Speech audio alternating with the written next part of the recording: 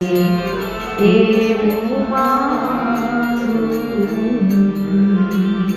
રાજાએ માત્ર ને માત્ર ભક્તિ માંગી.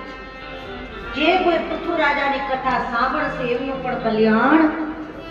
ઘણી બધી કથા છે પૃથુ મહારાજની, અન્ય પુરાણોમાં વિસ્તારથી ચર્ચાઓ ચાલે છે. સમય જતા આગળ જતા પ્રાચીન વહી નામના રાજા થયા છે.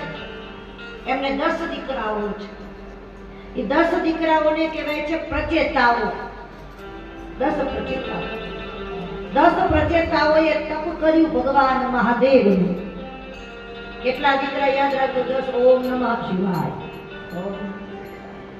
અને ભગવાન મહાદેવે 10 પ્રચેતાઓને દર્શન આપ્યા. બોલો કોટેશ્વર મહાદેવ. બોલો કોટેશ્વર મહાદેવ. 10 પ્રચેતાઓ પ્રભુને મહાદેવે દર્શન દીધા છે.